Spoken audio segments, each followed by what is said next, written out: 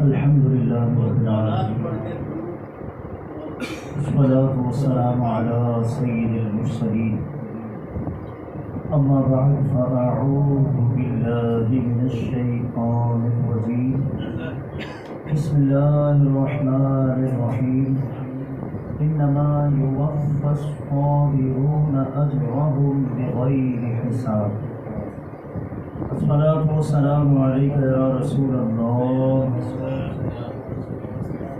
وعلى آلك وأصحابك يا حبيب الله الصلاة والسلام عليك يا نبي الله وعلى آلك وأصحابك يا نور الله. نبی محترم شاہ آدم و بنی آدم صلی اللہ تعالی علیہ وآلہ وسلم کا درود پاک کے مطابق فرمان معظم ہے، تم اپنی مجالس کو مجھ پر درود پڑھ کر آراستہ کرو کہ دنیا میں تمہارا مجھ پر درود پڑھنا روز قیامت تمہارے لیے نور ہوگا.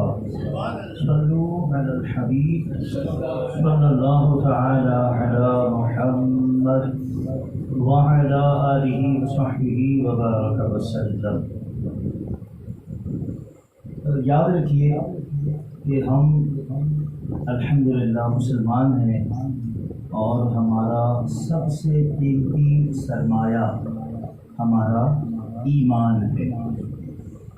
ایمان کی دو قسمیں ہیں، نمبر ایک صبر اور نمبر دو شکر. صبر اور شکر یہ ایمان کی دو قسمیں ہیں. تو صبر اور شکر سے جہالت، گویا ایمان سے جہالت ہے. جسے یہ نہیں پتا کہ صبر کسے کہتے ہیں، شکر کسے کہتے ہیں، اسے کیسے پتہ ہوگا کہ ایمان کیا چیز ہے. پھر یہ بھی ایک قابل توجہ بات ہے کہ صبور اور شکور یہ دونوں اللہ تبارک و تعالی کے بھی اوصاف ہیں. اللہ کے مبارک ناموں میں صبور بھی آتا ہے اور شکور بھی ہے. صبور یعنی صبر ایک ایسی چیز ہے کہ جب بندے کے لیے استعمال ہو تو صبر کرنے والا ہے نا، صابر، صبر کرنے والا. مشہور آیت مبارکہ ہے ان اللہ مع الصابرین، اللہ صبر کرنے والوں کے ساتھ ہے. لیکن صبور اللہ کا نام ہے، تو اللہ کے لیے جب صبور ہم کہیں گے تو اس کے معنی ہے مہلت دینے والا، ڈھیل دینے والا. شاید میں نے پہلے بھی آپ کو عرض کیا تھا کہ حضرت سیدنا موسیٰ کلیم اللہ علیہ نبینا علیہ السلام نے فرعون کے لیے جب بددعا کی تو اس بددعا کے 40 برس بعد فرعون دریائے نیل میں غرق ہوا. 40 برس بعد، یعنی نبی کی دعا کے بھی بعد 40 سال تک اسے مہلت دی گئی، ڈھیل دی گئی. صبور، اللہ مہلت دینے والا ہے، ڈھیل دینے والا ہے. شکور جس کا شکر ادا کیا جائے، جو اپنے بندوں کو شکر کی توفیق دیتا ہے.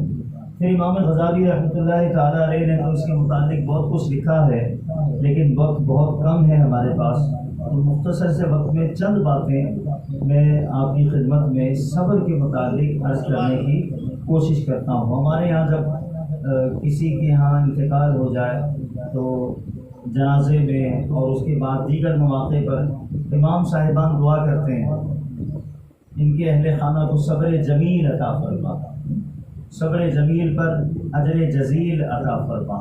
صبر جمیل کسے کہتے ہیں؟ امام غزالی رحمۃ اللہ تعالیٰ نے لکھتے ہیں کہ صبر جمیل یہ ہے کہ بندہ جو مصیبت زدہ ہے وہ اپنی صورت سے اور لوگوں سے ممتاز نہ ہو. کیا مطلب؟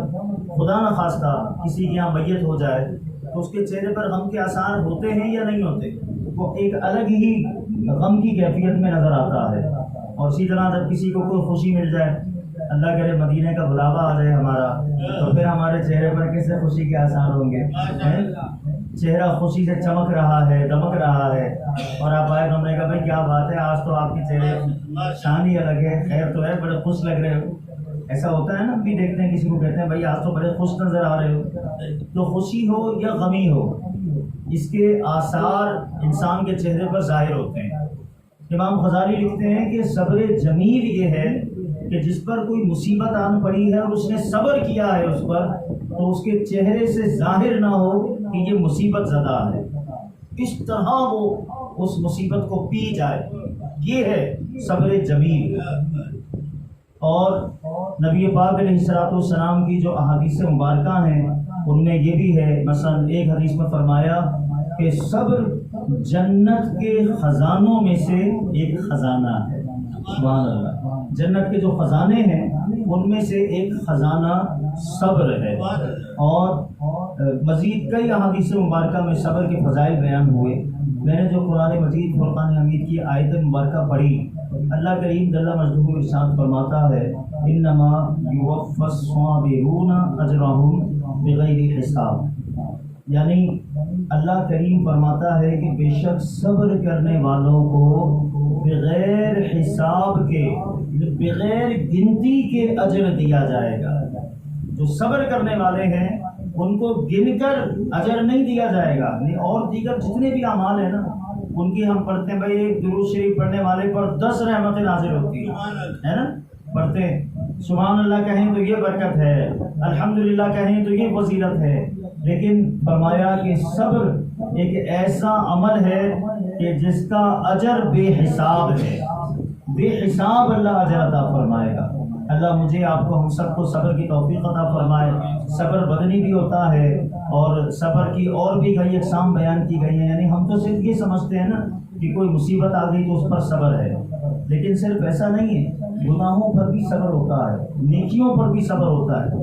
سخت گرمی کے دنوں میں روزہ رکھا ہے، شدید گرمی ہے تو کام کی چھٹی بھی نہیں ہے، ہم کام سے آئے 3-4 بجے کا وقت ہے اور شدید پیاس لگ رہی ہے اور کوئی دیکھنے والا بھی نہیں ہے گھر میں، ہم اکیلے ہیں، لیکن ہم پانی نہیں پیتے نا، کیوں؟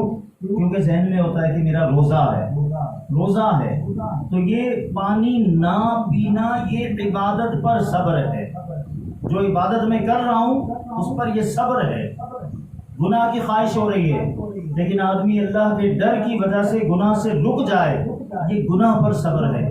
صبر کا فائدہ اور فضیلت حدیثوں میں جو بیان کیا گیا، میں ایک حکایت آپ کی خدمت میں عرض کرتا ہوں۔ حضرت ابو طلحہ رضی اللہ تعالیٰ صحابی رسول ہے، ان کے ایک بیٹا تھا اور کافی یعنی شدید بیمار تھا۔ ایک دن یہ کام پر گئے ہوئے تھے، پیچھے سے ان کے بچے کا انتقال ہو گیا۔ ان کی زوجہ نے اس چھوٹے سے بچے کو گھر کے ایک کونے میں لٹا کر اوپر سے چادر اڑا دی۔ جب ان کے شوہر حضرت ابو طلحہ رضی اللہ تعالیٰ عنہ گھر پہ تشریف لائے تو آتے ہی انہوں نے پوچھا کہ بچے کی کیسی طبیعت ہے؟ باپ ہے، ماں باپ کو جو فکر اولاد کی ہوتی ہے وہ دنیا میں کسی اور کو نہیں ہے۔ ہمارے یہاں تو ایسے بدنصیب لوگ بھی ہیں نا جو اپنے ماں باپ کو ہی برا کہتے ہیں، ماں باپ کو ہی برا کہتے ہیں، لیکن یہ یاد رکھیں کہ ماں باپ کے علاوہ دنیا میں اولاد کا کوئی مخلص ہو یہ بس نصیب والوں کا حصہ ہے۔ جو خلوص ماں باپ کے دل میں ہوتا ہے نا اولاد کے لیے، کسی اور کے دل میں نہیں ہوتا۔ ماں باپ کی محبت اولاد کے لیے بے لوث ہوتی ہے، ان کو کوئی غرض نہیں ہوتی اپنی اولاد سے، یہ قدرت نے ان کے دل میں جو محبت رکھی ہے نا یہ وہ محبت ہے۔ تو اب جب یہ گھر پہ آئے تو انہوں نے پوچھا کہ بچے کا کیا حال ہے، تو زوجہ کہنے لگی کہ آج آپ کا بچہ بہت سکون میں ہے، آج بہت سکون میں۔ اس کے بعد اپنے شوہر کو کھانا پیش کیا، انہوں نے کھانا کھایا، پھر یہ گھر میں گئی، اندر کمرے میں تیار ہوئی کہ میرا شوہر مجھ سے اپنی حاجت پوری کرے، تازہ دم ہو جائے۔ شوہر نے حاجت پوری کی اپنی، اس کے بعد یہ اپنے شوہر کے پاس بیٹھی اور عورت ہو کر آدمی کو کیسے سمجھا رہی ہے۔ دیکھیں ہمارے یہاں تو عورتیں معاملہ زیادہ کرتی ہیں، میت ہو جائے تو عورتوں کا رونا دھونا محلے والے بھی سنتے ہیں، پیٹتی ہیں، سر نوچتی ہیں، نہ جانے کیسے کیسے جملے کہتی ہیں، ہائے ہوئی۔ لیکن یہ بھی ایک ہے، صحابی کی زوجہ ہیں، کیا کہا، اپنے شوہر کو پاس بٹھا کے کہنے لگی کہ ہمارے پڑوسی کتنے عجیب لوگ ہیں۔ کہنے لگے کیا ہوا؟ کہنے لگی کہ انہوں نے کسی سے کوئی چیز لی تھی ادھار، اور آج جب وہ جس نے ادھار دیا تھا وہ اپنی چیز واپس لینے آیا تو یہ ناراض ہو گئے کہ ہم کیوں دیں واپسی، یہ تو ہماری ہے۔ کتنے عجیب لوگ ہیں نا، یہ بھول گئے کہ ہم تو ادھار لے کر آئے تھے، اور جو چیز ادھار ہوتی ہے وہ تو واپس کرنی ہوتی ہے۔ حضرت ابو طلحہ کہنے لگے کہ ہاں بالکل، یہ تو بہت بری بات ہے، ایسا نہیں کرنا چاہیے۔ کہنے لگی آپ کا بیٹا بھی اللہ نے آپ کو عاریتاً دیا تھا، آج آپ کے رب نے آپ کا وہ بیٹا واپس لے لیا۔ جب انہوں نے سنا تو انہوں نے زبان سے کہا انا للہ و انا الیہ راجعون، اور اس کے بعد اپنے بچے کی تدفین وغیرہ سے فارغ ہوئے، صبح دربار رسالت میں گئے، سارا ماجرا نبی پاک علیہ السلام کو سنایا۔ میرے آقا صلی اللہ تعالی علیہ وآلہ وسلم نے ان کے لیے دعا فرمائی، کیا؟ اے اللہ ابو طلحہ اور ان کے زوجہ کو رات والے معاملے میں برکت عطا فرما، برکت عطا فرما۔ اس حدیث کے اس حکایت کو جو راوی ہے نا وہ کہتے ہیں کہ اس واقعے کے بعد حضرت ابو طلحہ کا ایک بیٹا تھا، انتقال کر گیا، انہوں نے صبر کیا، صبر بھی کیسا لاجواب۔